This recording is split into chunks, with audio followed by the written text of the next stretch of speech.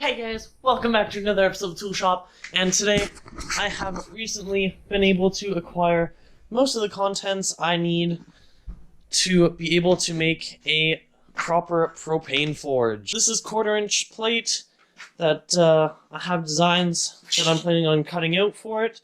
So I'm laying all of my designs out onto my 2 plates of metal, and I hope to bring you guys along with me, and I'll make sure to list dimensions and stuff like that at the description, just to make sure that if you guys want to try something like that, you have a reference as to what I've done, and hopefully I will be able to get this up to welding temperatures for Damascus steel. So other than that, guys, let's pop right into cutting it up.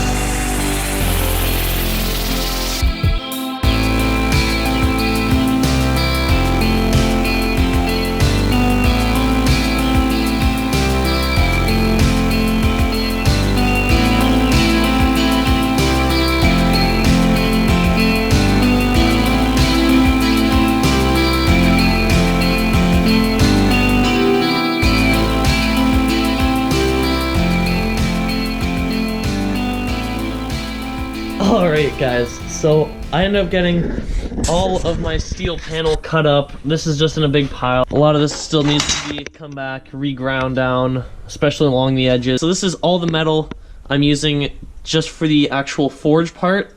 I'm not sure what I'm going to use to have it upright, but I know I want to put it on wheels, so that's going to be a fun little project. But I know that I'm going to have a lot of fun cleaning all this up. It's absolutely everywhere. This is not gonna be good, but you know what, c'est la vie.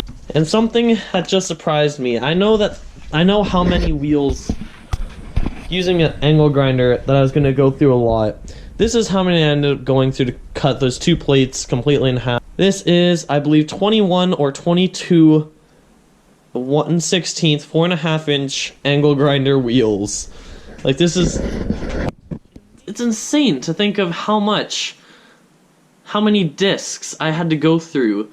Mind you, it was 1/4-inch steel, but it's just mind-boggling as to how, like, I don't even know how to explain it. Alright, now let's get back to cleaning up, guys.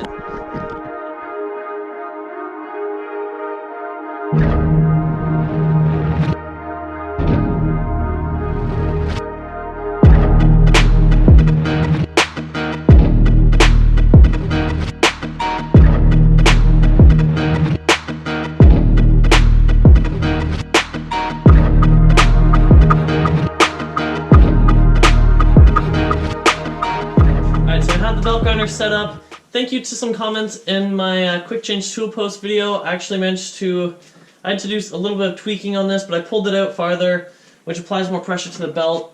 Either way, I've got this working up to 1 horsepower now. I'm going to go through, take each one of the plates and run them through my grinder. I'm going to make sure that the edges are straight, as well as make sure that all of the edges are deburred so I don't cut myself. This is also going to be in preparation to start welding. Let's hop right into this right now.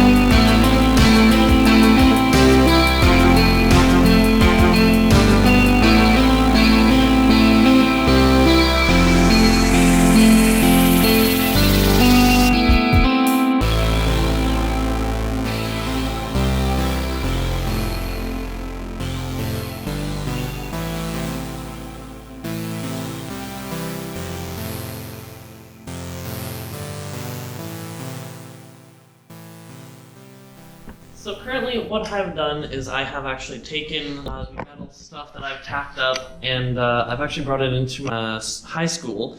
My shop teacher is very nice and is currently letting me work on this. And right now I'm coming in and tacking and welding up all of the bottom part of it as done, but for now I just want to tack everything and then I'll come and weld it to make sure nothing flexes on me or warps.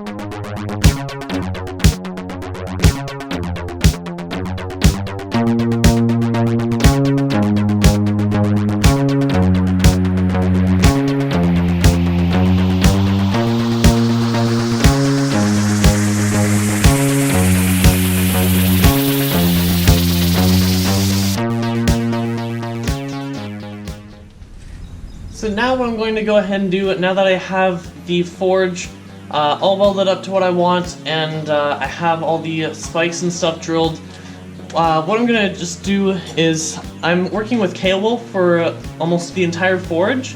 And so what I've done is I've gone ahead and taken this 1/4-inch threaded rod, just put a little point on the end and drilled holes in the top and bottom plate for 4 along the sides and 4 along the top.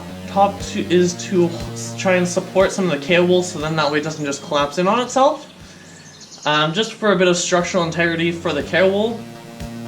And so the points are just on it to stab through, and then this will get dropped in and then placed through. What I'm going to go ahead and do is I'm going to go ahead and take some of the cable. I'm going to do 2 or 3 layers on the bottom, and I have castable refractory. However, I think I'm going to try and see if I can use some just standard little fire brick that I have. It's hard fire brick. I'm intending on trying to learn how to forge weld with this forge, so I figure these fire bricks is going to be a lot easier to try and take apart and replace if it gums up the brick. Whereas castable refractory, I don't want to have to try and tear out, a few layers of the bottom and then try and wait and cure it again. Whereas fire bricks, they're already ready to go.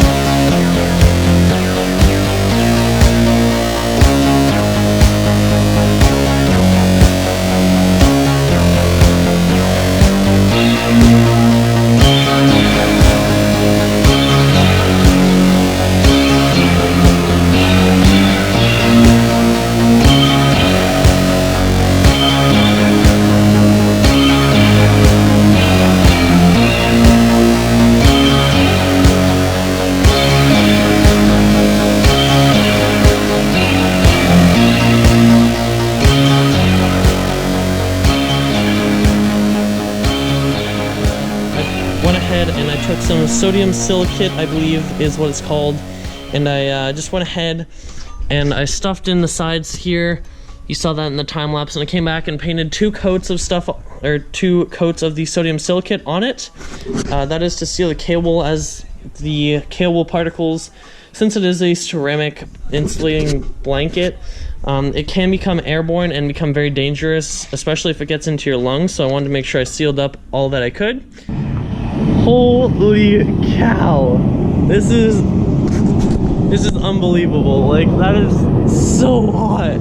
I've been using my forge for a little bit now, and I've decided to originally put in some hard fabric in the bottom that I just got from my local hardware store, and it turns out that's actually rated for 2,000 degrees, so I was hoping to learn how to forge weld with it, but what happened was that every time I go to use the forge, it actually ends up getting too hot, and it just turns, I've actually turned the bottom of my forge, the fabric part of it, into glass.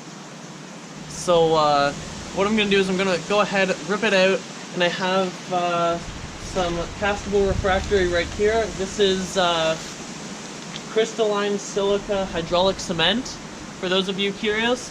What I'm going to go ahead and do is I'm going to rip that out. I'm going to do 1 inch or so, possibly 2 inches of base of refractory in the bottom. And I'm also going to come back and do the top of the forge as well, up in here, since some of the gaps with the cable didn't all get filled in, so it exposed some of my 1/4 inch rod I had holding it all together, and it's been chewing away at some of the rods. So also some of the ceiling's been falling off and stuff like that, so it's just been a big mess.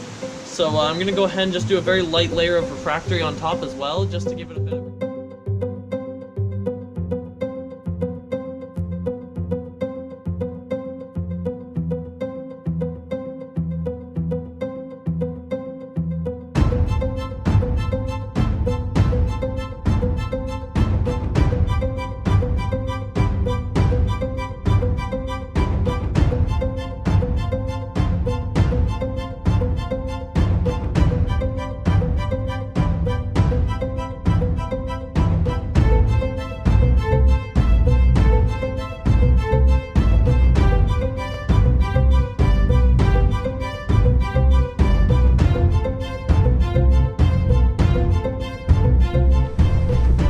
I've been using my propane forge for a little bit, and actually realized a few things about the 2 Venturi burners that I had set up with it.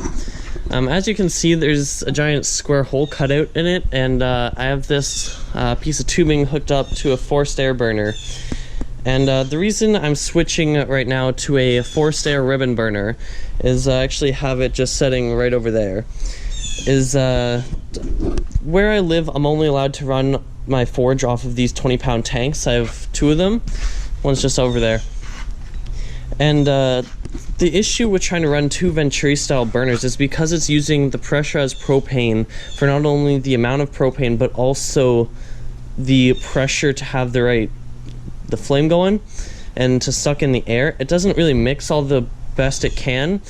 And especially with trying to run off these little 20-pound tanks, is that by the time the forge gets hot, especially after trying to run 2 burners, is that it will actually freeze the tank up. So by the time that it's hot, the tank's already frozen and stops working. So what I've gone ahead and done is I've been setting up this forced air burner so I can run the forge at a lower PSI, and the pressure and everything's coming from the blower. Thank you guys for watching. I hope you enjoyed this video. If you did, make sure to drop a big thumbs up.